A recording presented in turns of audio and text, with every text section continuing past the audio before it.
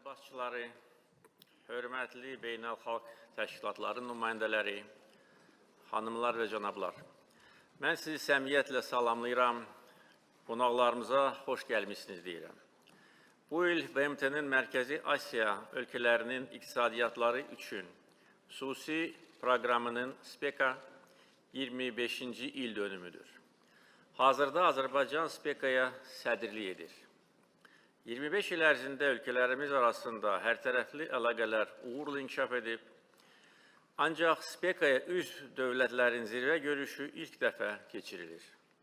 Mərkəzi Asiya ölkələrinin rəhbərlərinə zirvə görüşünün keçirilməsi ilə əlaqədar Azərbaycanın təşəbbüsünə dəstək verdikləri üçün təşəkkürümü bildirirəm.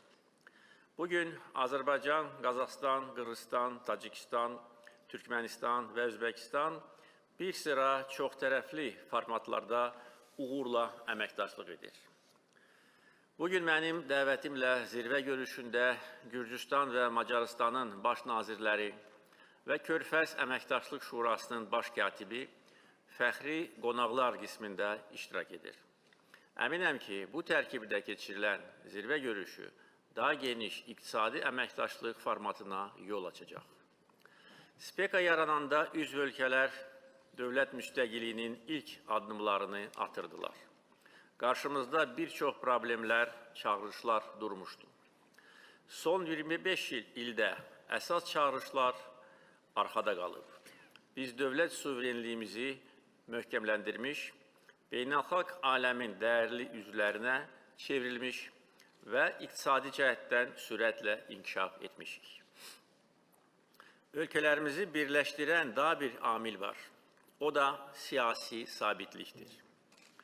Sabitlik olmadan heç bir iqtisadi inkişafdan söhbət gedə bilməz. Bugün dünyanın müxtəlif bölgələrində müharibələr, münaqişələr, qanlı toqquşmalar geniş vüsət alıb. Bizim ölkələrimizdə isə sülh, sabitlik, əmin-amanlıq hökm sürür. İnkişaf, quruculuq prosesləri uğurla gedir. Bu, dövlətlərimizin və xalqlarımızın böyük nailiyyəti və uğurudur. Dünyada uğursuz, asılı, iki və ya daha çox stulda oturmaq istəyən bir neçə ağaya xidmət edən, özünü daha böyük dövlətlərin qarşıdurma arenasına çevirən ölkələrin sayı az deyil. Onlardan biri Azərbaycanın qonşusu Ermənistandır. Belə ölkələrə sözün əsl mənasında müstəqil ölkə demək olmaz. Belə ölkələrin siyasəti xalqlarının iradəsinə əsaslanmır. Onların taliyi xarici sponsorların əlindədir. SPECA-ya üzv dövlətlər isə əsl müstəqil ölkələrdir.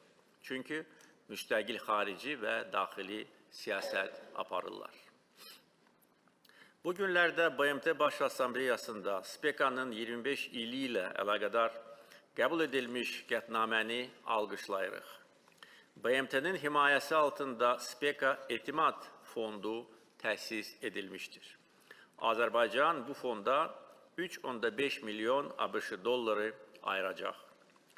SPECA həftəsi ərzində Bakıda təşkil olunan iqtisadi forum ölkələrimiz arasındakı biznes əlaqələrinin inkişafına töhfə verəcək. Bakı Expo mərkəzində təşkil edilmiş sərgi ölkələrimizdə gedən inkişafı əyani şəkildə göstərir. Azərbaycanın Mərkəzi Asiya ölkələri ilə çox əsirlik, tarixi və mədəni əlaqələr bağlayır. Azərbaycan və Mərkəzi Asiya strateji əhəmiyyəti artmaqda olan vahid, tarixi, mədəni və geosiyasi məkandır. Sentyabr ayında mən Düşənbədə keçirilmiş Mərkəzi Asiya dövlət başçılarının zirvə görüşünə ilk dəfə fəxri qonaq kimi dəvət olunmuşam. Dəvətə görə bir daha təşəkkür edirəm. Hazırki zirvə görüşünü Düşənbə görüşünün məntiqi davamı kimi qiymətləndirirəm. Azərbaycanın güclü iqtisadiyyatı müstəqil xarici siyasət kursu həyata keçirilməsinə imkan yaradır. Son 20 il ərzində Azərbaycanın ümumi daxili məhsulu 4 dəfə artıb. Büdcə gəlirləri 30 dəfədən çox, xarici ticarət dövriyyəsi isə 10 dəfədən çox artmışdır. Azərbaycanın birbaşa xarici borcu hazırda ümumi daxili məhsulun təxminən 10%-ni təşkil edir. Valyuta ehtiyatları birbaşa xarici dövlət borcumuzu 10 dəfə üstələyir. Yoxsulluq səviyyəsi təxminən 50%-dan 5,5%-ə düşüb. Biz ölkəmizdə əlverişli investisiya mühiti yarada bilmişik. Son 20 ildə Azərbaycan iqtisadiyyatına 310 milyard ABŞ dollarından çox sərmayə qoyulub ki, bunun da 200 milyard ABŞ dollarına yaxın qeyri-enerji sektorunun payına düşür. Son illərdə Azərbaycan özünün nəqliyyat infrastrukturuna milyardlarla ABŞ dolları həcmində sərmayə qoyub və Avrasiyanın şərq-qərb və şimal-cənub nəqliyyat dəhlizləri üzərində yerləşən nəqliyyat və logistika mərkəzlərindən birinə çevrilib. Hörmətli həmkarlar, müstəqillimizin ilk illərində ölkəmizin beynəlxalq səviyyədə tanınan ərazilərinin təxminən 20%-i Ermənistan tərəfindən işğal edilmişdir. Ermənistanın həyata keçirdiyi etnik təmizləmə siyasəti nəticəsində 1 milyondan artıq Azərbaycanlı öz dədə-baba yurdlarından qovulmuşdur. 30 ilə yaxın aparılan danışıqlar heç bir nəticə verməmişdir. Çünki Ermənistanın məqsədi işğalı qoruyub saxlamaq idi.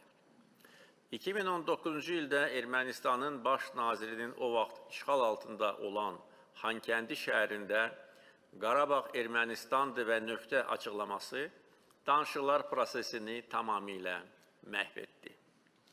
2020-ci ilin noyabr ayında Azərbaycan xalqı öz tarixinin ən parlaq qələbəsinə imza atdı. Azərbaycan 44 günlük vətən müharibəsində Ermənistanı məğlub etdi və işğala son qoydu. BMT Təhlükəsizlik Şurasının 1993-cü ildə qəbul etdiyi və 27 il kağız üzərində qalmış 4 qətnaməsinin icrasını özümüz təmin etdik. Təəssüf ki, Ermənistan bundan sonra da öz öhdəliklərini yerinə yetirmədi. Azərbaycanın suveren ərazilərində Ermənistan silahlı qüvvələrinin 15 minə yaxın hərbi kontingenti qalmaqdaydı. Onlar tərəfindən törədilmiş hərbi təhribatlar nəticəsində hərbçilərimiz həlak olmuşlar. Buna cavab olaraq və boz zonaya son qoyulması məqsədi ilə bu il sentyabrın 19-20-sində biz Qarabağda antiterror əməliyyatı keçirdik.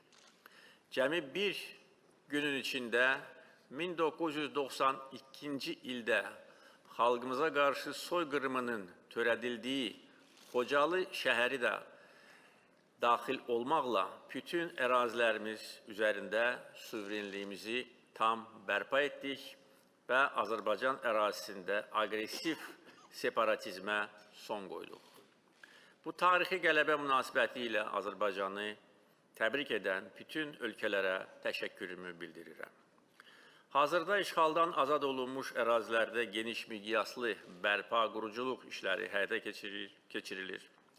Biz sıfırdan yeni şəhərlər və kəndlər inşa edirik. İlkin mərhələdə 100 yaşayış məntəqəsinin, o cümlədən 9 şəhər və 8 qəsəbənin bərpa edilməsi nəzərdə tutulur. Böyük qayıdış proqramı çərçivəsində keçmiş məcburi köçkünlər öz dədə-baba yurdlarına qayıdır. 2026-cı ilin sonuna qədər 140 min keçmiş məcburi köçkün öz doğma evlərinə qayıdacaq. Bu ilin avqust ayında Füzuli şəhərində Özbəkistanın hədiyyəsi olan 960 şagirdlik Mirzə Uluqbəy adına məktəbin açılışı oldu. Qazaxıstanın hədiyyəsi Kurmanqazı adına yaradıcılıq mərkəzi hazırda inşa edilir və gələn il Füzulidə açılacaq. Bu qardaşlıq dəstəyinə görə Şəfqət Miramonoviç Mirziyoyeva və Kasım Jomart Kemeleviç Tokayeva bir daha təşəkkürümü bildirirəm. Çıxışımın sonunda bir daha dövlət və hökumət başçılarına dəvətimi qəbul edib, zirvə görüşündə iştirak etdiklərinə görə təşəkkür edir və zirvə görüşünün əlaqələrimizə yeni təkan verəcəyinə əminliyimi bildirirəm. İndi isə